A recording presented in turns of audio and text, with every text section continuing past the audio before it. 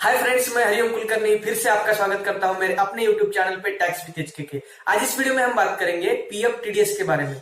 जी हाँ, थोड़ी सी जानकारी आपका ढेर सारा टीडीएस बचा सकती है। तो जानने के लिए वीडियो को पूरा देखें। अगर अभी तक आपने मेरे चैनल को सब्सक्राइब नहीं किया है तो चैनल को सब्सक्राइब कीजिए। तो चलिए शुरू करते हैं। तो सबसे पहले बात करेंगे पीएफ पे टीडीएस कब कटता है।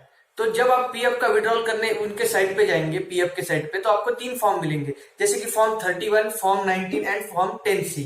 तो आप जैसे कि आपको स्क्रीन पे दिख रहा है, फॉर्म 31 है एडवांस के लिए, मतलब जो भी आप पीएफ एडवांस विड्रॉ करते हो उसके लिए आपको फॉर्म 31 पे फिल करना पड़ता है। फॉर्म 19 है पूरा पीएफ के लिए और फॉर्म 10C है पेंशन के लिए। तो वीडियो की शुरुआत में ही आपको बता दो, जब भी आप एडवांस या फिर पेंशन विड्रॉ करेंगे तो उस पर आपका कोई भी टीडीएस नहीं कटेगा।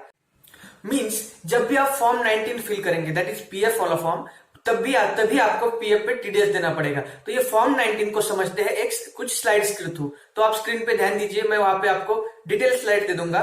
तो देखिए स्टार्ट, मतलब आपने फॉर्म 19 फिल किया है नहीं तो आपका कोई भी टीडीएस नहीं कटेगा। मींस एडवांस पे या पेंशन पे आपका कोई भी टीडीएस नहीं कटता। नेक्स्ट, आपने फॉर्म 19 फिल किया है, हाँ, तो आपकी जो सर्विस है, मतलब वो पर्टिकुलर कंपनी में वो 5 साल से कम है या फिर 5 साल से ज्यादा है। अगर वो सर्विस 5 साल से कम है, मतलब लेस देन 5 ईयर से, तो आपका कोई भी टीडीएस नहीं कटेगा। मींस आपको जब आप पीएफ विड्रॉ करते हो तो आपने एक कंपनी में 5 साल या 5 साल से कम काम किया है तो आपका वो पीएफ पे कोई भी टीडीएस नहीं कटेगा। नेक्स्ट, आपने 5 साल से ज्यादा उस पर काम किया है वो कंपनी में, मीन्स एक पर्टिकुलर कंपनी में आपने 5 साल से ज्यादा काम किया है और आप वही कंपनी का पीएफ विड्रॉ कर रहे हो, तो अगर आप विड्रॉ कर रहे हो तो उस पर टीडीएस कटेगा। अगर वो 5 साल से ज्यादा है तो उसमें भी एक कंडीशन है, वो टोटल अमाउंट 50,000 से कम है या फिर 50,000 से ज्यादा है। अगर वो 50,000 से कम है, means total amount is more than 50K, मतलब 50,000 से अगर ज्यादा है तो टीडीएस कटेगा, अगर नहीं है तो उस पर कोई भी टीडीएस आपका नहीं कटेगा। नेक्स्ट, जब आप 50,000 से कोई ज्यादा अमाउंट विड्रॉ करते हो तो उसमें भी और एक कंडीशन आती है कि आपने आपका पैन, मतलब आपका पैन कार्ड सबमिट किया है या फिर नहीं किया है। अगर आपने पैन कार्ड सबमिट नहीं किया है, ये पॉइंट पे आप ध्यान दीजिए, अगर आपने आपका पैन कार्ड सबमिट नहीं किया है तो आपको टीडीएस लग जाता है 35% से, means at maximum marginal rate. आपका पैन कार्ड आपको सबमिट करना मैंडेटरी है, नहीं तो आपको टीडीएस 35% से डिडक्ट हो जाएगा। मीन्स आपने अगर 1 लाख रुपए विड्रॉ किए तो 35,000 रुपए ऑलरेडी आपके डिडक्ट होकर आपको बाकी के पैसे मिल जाएंगे।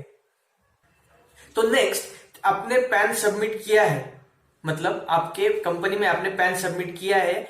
जब भी आप पैन सबमिट करते हो, जैसे कि हमने फिक्स डिपॉजिट के केस में देखा था, आपको फॉर्म 15H या 15G सबमिट करना पड़ता है। तो अगर आपने पैन कार्ड सबमिट किया है और 15G, मतलब ये फॉर्म भी सबमिट किए, तो आपका पीएफ टीडीएस ऐसे कटेगा। अगर आपकी अमाउंट 2.5 लाख से ज्यादा है, मतलब 2.5 लाख से ग्रेटर ज्यादा है, तो आपका 10% से टीडीएस डिडक्ट हो जाएगा, मतलब 1 लाख पे 10,000 रुपए आपका टीडीएस डिडक्ट हो जाएगा पीएफ विड्रॉल पे। और अगर 2.5 लाख रुपए से कम है, मतलब जो भी आपकी बेसिक एग्जाम्पशन लिमिट है इनकम टैक्स में, उससे अगर कम है तो आपका कोई भी टीडीएस नहीं कटेगा आपके विड्रॉल अमाउंट पे।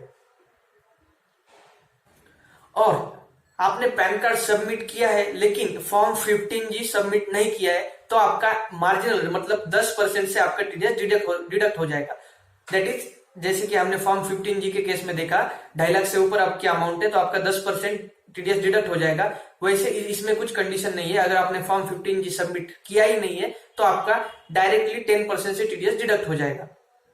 इनकम टैक्स में कुछ एक्सेप्शन दिए हैं रिगार्डिंग आपका, अगर ये रीजन के तहत आपका ये होता है, सर्विस टर्मिनेट होता है, तो आपको कोई भी पीएफ पे टीडीएस देना मैंडेटरी नहीं है, मतलब आपका पीएफ पे टीडीएस नहीं कटेगा। तो ऐसी कौन कौन सी कंडीशंस है? Number 1, the employee's ill health, मतलब आपका अगर बीमार होने की वजह से आपका सर्विस टर्मिनेट हो गया तो, due to contraction discontinuation of business, मतलब बिजनेस डिसकंटिन्यू हो गया तो। And one more condition, cause beyond employ control, मतलब एम्प्लॉय कंट्रोल से, मतलब कुछ नेचुरल कैलेमिटी आ गई या फिर कुछ अनहोनी हो गई जो एम्प्लॉय के कंट्रोल में नहीं थी, तो भी आपका पीएफ पे टीडीएस नहीं कटेगा। तो अब बात करेंगे how to save PF TDS. लेकिन इससे पहले मैं आपको बता दूं, no TDS is not equal to no tax, मतलब आपका जो भी टैक्स लायबिलिटी है वो आपको साल के एंड में, असेसमेंट ईयर के एंड में आपको पे करना ही पड़ेगी। लेकिन पूरे साल के लिए आपका जो अमाउंट है वो आप ब्लॉक होने से बच जाएगा, कुछ सिंपल ट्रिक्स आपने फॉलो की तो चलिए बात करते हैं इन ट्रिक्स के बारे में। तो trick number 1, if PF amount below 2.5 lakh fill form 15G 15H। मगर अगर आपकी इनकम 2.5 लाख से कम है तो आप 15G या 15H फॉर्म फिल करके अपना टीडीएस बचा सकते हो।